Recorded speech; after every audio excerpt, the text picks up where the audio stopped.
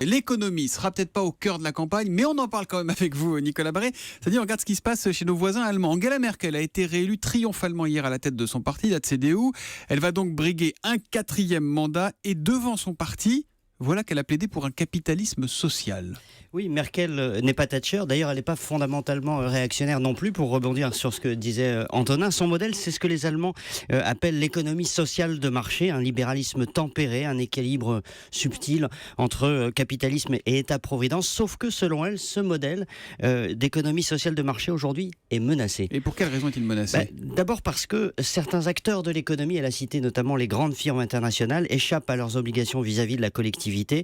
Les gens qui payent honnêtement leurs impôts année après année, a-t-elle dit, se détournent de la politique quand ils voient que les grandes firmes s'arrangent pour éviter l'impôt. Ça, c'est le premier point. Et puis ensuite, parce que le système lui-même n'est pas assez régulé. Ça, c'est une obsession allemande. Chaque centre financier, chaque produit financier doit être réglementé, a dit Merkel. Pourquoi ? Parce que le monde de 2016 est plus vulnérable, plus incertain qu'avant. Bref, il faut davantage réguler, sinon on va tout droit vers une nouvelle crise du capitalisme. Dis donc, elle n'est pas très optimiste, Angela. Oui, sauf qu'elle va plus loin. Elle a une vision, elle a une perspective. Elle n'a d'ailleurs qu'un mot à la bouche, c'est numérique. Elle parle beaucoup d'industrie, mais non pas comme nos hommes politiques en France qui ne voient que les usines qui ferment ou les menaces chinoises. Son obsession, c'est la nouvelle révolution industrielle que l'on vit actuellement, entre ce mariage entre l'industrie et le numérique, cette grande force derrière la mondialisation, c'est comme ça qu'elle l'appelle.